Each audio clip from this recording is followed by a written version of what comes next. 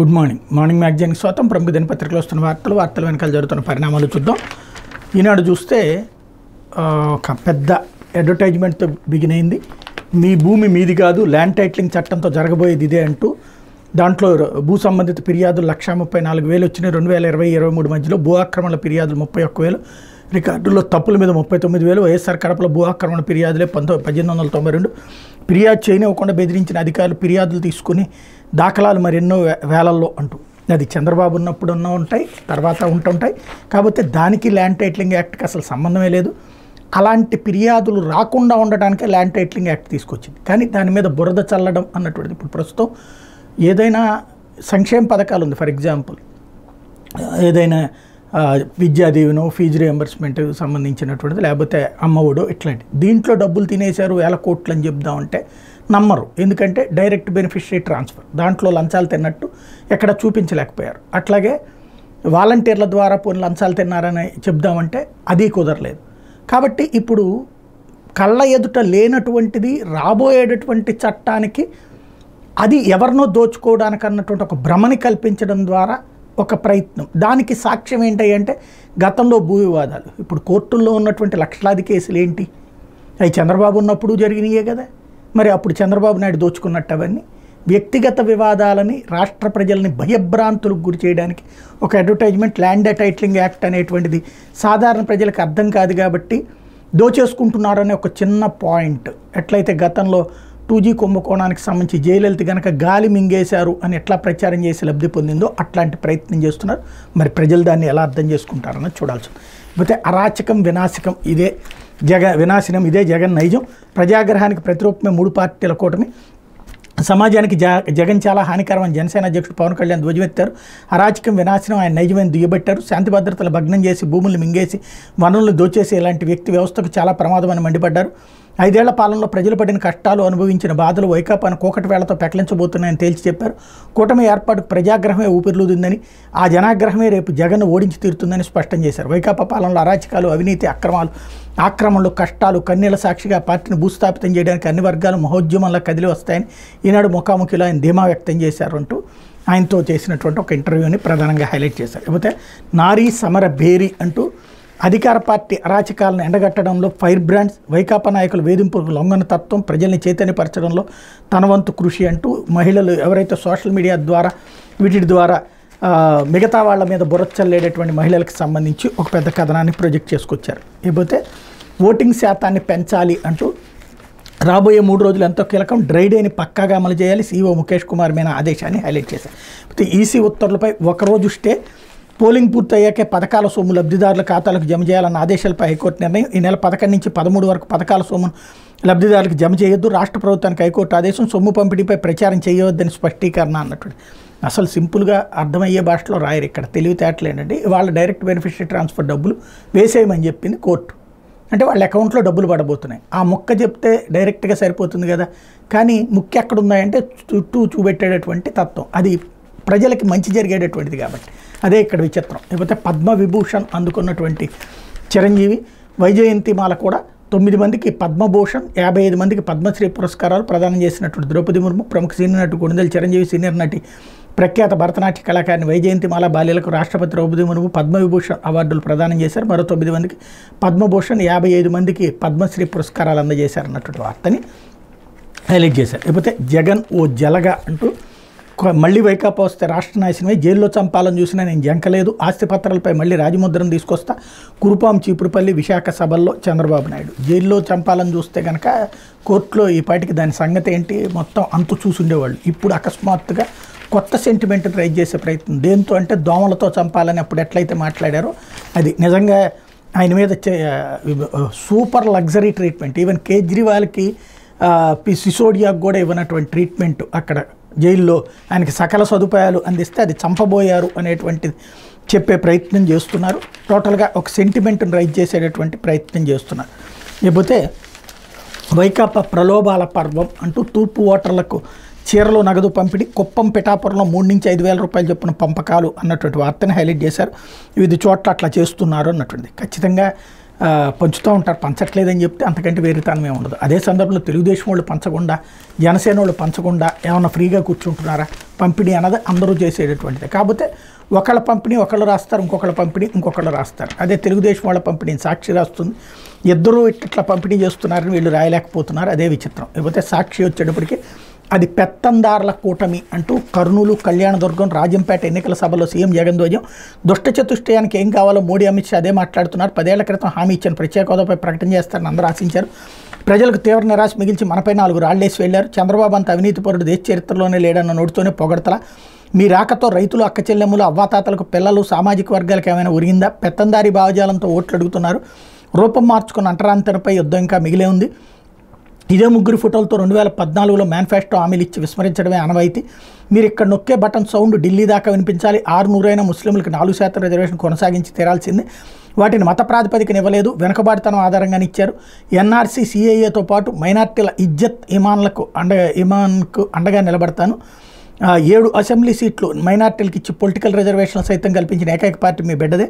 మైనార్టీలకు మంచి చేసిన చరిత్ర బాబుకుందా? ఎన్ని జన్మలకైనా వస్తుందంటూ ముఖ్యమంత్రి అనే వ్యక్తి ఆప్యాయత చూపిస్తేనే ఎస్సీ, ఎస్టీ, బీసీ మైనార్టీలు ఆత్మస్థైర్యం పెరుగుతుంది. గుండెల్లో పెట్టుకుని ప్రేమ చూపిస్తే గ్రామాలు, రాష్ట్రంలో వారికి ఇచ్చే గౌరవం పెరుగుతుంది, వారి ఆత్మగౌరవం ఎనుమడిస్తుంది అన్నటువంటి స్టేట్మెంట్ హైలైట్ చేశారు. చంద్రబాబు కుట్రలకు హైకోర్టు బ్రేక్ అంటూ అక్క చెల్లెమ్మల ఖాతాలకు డబ్బులు పడకుండా బాబు కుట్ర, రైతుల ఇన్పుట్ సబ్సిడీ, విద్యార్థుల విద్యా దీవెనకు మోకాలడ్డు, ఎన్నికల కమిషన్పై ఒత్తిడి తెచ్చి నిధులను నిలిపేసిన బాబు, రాష్ట్ర ప్రభుత్వం హైకోర్టును ఆశ్రయించడంతో ఊరట.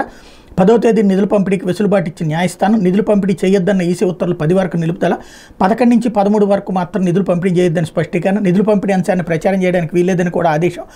ఆర్భాటాలు, సంబరాలు, రాజకీయ నాయకుల ప్రమేయం ఉండకూడదు. న్యాయమూర్తి జస్టిస్ పుప్పూడి కృష్ణమోహన్ మధ్యంతర ఉత్తర్వులు. పూర్తి వివరాలతో కౌంటర్లు దాఖలు చేయాలని ప్రభుత్వానికి ఈసీకి ఆదేశం. తదుపరి విచారణ జూన్ 27కు వాయిదా. అంటే ఈ ఒక్కరోజు మొత్తం డబ్బులు రిలీజ్ చేసేయాల్సినటువంటి అవసరం. మరి ఇవాళ ఏమన్నా చీఫ్ సెక్రటరీ మీద ఒత్తిడి తెచ్చి ఆపుతారా ఏంటనేది చూడాలి. లేకపోతే ప్రపంచం మెచ్చిన ఏపీ విద్యా వ్యవస్థల అభివృద్ధిని చూసి ఆశ్చర్యపోయాం. ప్రభుత్వ పాఠశాల విద్యార్థులు గొప్ప ఫలితాలు సాధిస్తారు. ప్రపంచ అవసరాలకు తగ్గట్టుగా ఏపీ విద్యార్థులు, ప్రభుత్వ పాఠశాలలో టెక్నాలజీ వినియోగం ఆకట్టుకుంది. ప్రపంచ సమకాలీన సవాళ్లను అధిగమించేలా ఏపీ విద్య. సీఎం వైఎస్ జగన్ పేద పిల్లల భవిష్యత్తుకు గొప్ప బాటలు వేశారు. అంతర్జాతీయ మేధావులు, వివిధ సంస్థల ప్రతినిధులు ప్రశంసలు అన్నటువంటి వార్తని హైలైట్ చేశారు. ఇకపోతే బీసీ నేత ఆర్ కృష్ణయ్యపై దాడి, రాయి విసిరిన గుర్తు తెలియని దొండగుడు, వీపు భాగంలో తీవ్ర గాయం, ఏర్పేడు బహిరంగ సభలో మాట్లాడుతున్న ఘటన. నన్ను చంపాలని చూశారు, ఇది చంద్రబాబు కుట్ర మండిపాట కృష్ణయ్య. బీసీ సంక్షేమ సంఘం జాతీయ అధ్యక్షుడు, వైఎస్ఆర్సీపీ రాజ్యసభ సభ్యుడు ఆర్ కృష్ణపై గుర్తు తెలియని వ్యక్తులు రాయితో దాడి చేశారు. ఈ ఘటనలో ఆయన వీపు భాగంలో తీవ్ర గాయమైంది. తిరుపతి జిల్లా శ్రీకాళహస్తి నియోజకవర్గం ఏర్పేడులో గురువారం వైఎస్ఆర్సీపీ అభ్యర్థి బిఎఫ్ మధుసూదన్ రెడ్డికి మద్దతుగా కృష్ణయ్య ఎన్నికల ప్రచారం నిర్వహించారు. ఈ క్రమంలో గుర్తు తెలియని దొండగుడు ఆయనపై రాయితో దాడి చేశాడు. రాయి వేగంగా దూసుకొచ్చి ఆయన వీపునికి బలంగా తగిలింది. వెంటనే వాహనంపై ఉన్న మిగిలిన వారు తేరుకుని ఆయన చొక్కాను పైకి లేపి వీపు పైన గాయాన్ని గుర్తించారన్నటువంటి వార్తని హైలైట్ చేశారు. లేకపోతే క్యాంపస్ సెలక్షన్స్లో టాప్ అంటూ అద్భుత ఫలితాలను ఇస్తున్న రాష్ట్ర ప్రభుత్వ ఉద్యోగ నైపుణ్య సంస్కరణలు. చదువు పూర్తయిన వెంటనే ఉద్యోగాలు సాధిస్తున్న ఏపీ యువత. ఇంటర్న్షిప్ ఫ్యూచర్ స్కిల్స్ రెడీస్లో అగ్రగామిగా రాష్ట్రం.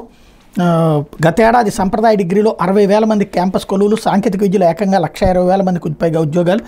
ఏడాది 11,000కు పైగా డిప్లొమా విద్యార్థులకి జాబ్లు. మైక్రోసాఫ్ట్ వంటి అంతర్జాతీయ సంస్థల ద్వారా శిక్షణ. ఎథెక్స్తో కలిసి 2,000 అంతర్జాతీయ వర్సిటీ కోర్సులు. ఏఐసిటిఈ ద్వారా ఏఐ, పైథాన్, క్లౌడ్ వంటి అంశాల్లో శిక్షణ అన్నటువంటి వార్తని హైలైట్ చేశారు.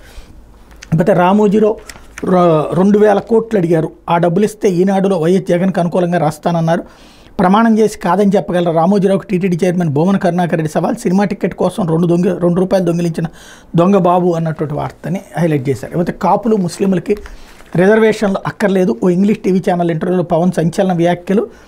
రాష్ట్రంలో చాలా కాలంగా డిమాండ్ చేస్తున్న కాపు రిజర్వేషన్తో పాటు ముస్లిం రిజర్వేషన్లు అసలు అవసరమే లేదంటే జనసేన అధినేత పవన్ కళ్యాణ్ సంచలన వ్యాఖ్యలు చేశారు. అసలు ఆ రిజర్వేషన్లని ఆయన వ్యతిరేకిస్తూ పరోక్షంగా పలు వ్యాఖ్యలు చేశారు. ఇంగ్లీష్ ఛానల్కి ఇచ్చిన ఇంటర్వ్యూలో ఆయన మాట్లాడుతూ ముస్లిం రిజర్వేషన్ల అంశంలో ఇటీవల బీజేపీ జాతీయ నేతలు చేస్తున్న ప్రకటనలు, జనసేన పార్టీ అధినేతలు పవన్ కళ్యాణ్ పూర్తి మద్దతు ప్రకటించడంతో పాటు కాపుల రిజర్వేషన్లు వద్దన్నారన్నటువంటి వార్తని హైలైట్ చేశారు. ఇకపోతే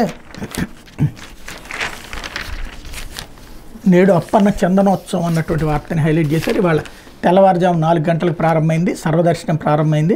1,00,000 మంది భక్తులు వస్తారని అంచనా వేస్తున్నారు అన్నటువంటి వార్తని హైలైట్ చేశారు. అట్లాగే ఆంధ్రజ్యోతి వచ్చేటప్పటికి భూమి మీది కాదన్నటువంటి అడ్వర్టైజ్మెంట్, ఏదైతే ల్యాండ్ టైటిలింగ్ యాక్ట్ మీద రెండింటిని కూడా హైలైట్ చేసుకొచ్చారు. 2 పత్రికల్లో కూడా తెలుగుదేశం అనుకూల పత్రికల్లో రాసుకొచ్చారు. లేకపోతే 5 నెలలు ఆపేసి అర్ధరాత్రి హంగామా, ఎన్నికల వేళ పథకాల సొమ్ము బదిలీలో మలుపులెన్నో, ఎప్పుడో నొక్కి ఇప్పుడు డబ్బుల ఇవి కావాలని ఆపారనుకోవాల్సి వస్తుంది. పోలింగ్కి ముందు నగదు బదిలీ కుదరదు. ఇది సమానావకాశాలను దెబ్బతీయడమే, ప్రజాప్రాతినిధ్య చట్టానికి విరుద్ధం, ప్రవర్తన నియమావళికి వ్యతిరేకం. పోలింగ్ ముగిసిన తర్వాత ఇవ్వండి సిఎస్కు ఎన్నికల కమిషన్ ఆదేశాలు. నేటి వరకు ఈసీ ఉత్తర్వులు పక్కన పెడుతున్నాం. పంపిణీపై మీడియాలో ప్రచారం చేయొద్దు, ఉత్సవాలు జరపడం వంటివి చేయకూడదు, రాజకీయ నేతల ప్రమేయం నిరోధించండి. మధ్యంతర ఉత్తర్వులు జారీ చేసిన హైకోర్టు కౌంటర్ దాఖలకు ప్రతివాదులకు ఆదేశం. తదుపరి విచారణ జూన్ 27కు వాయిదా అన్నటువంటి వార్తను హైలైట్ చేశారు. హైకోర్టు ఒక్కరోజు వెసులుబాటు, పాత నొక్కుడికి ఇప్పుడు డబ్బులు, తెల్లారేసరికి ఖాతాలో పడిపోవాలి. ఆర్థిక శాఖ కార్యదర్శి మౌఖిక ఆదేశాలు, అధికారులపై తీవ్ర ఒత్తిడి, మరో 2 రోజుల్లో పోలింగ్ అన్నటువంటి వార్తని హైలైట్ చేశారు.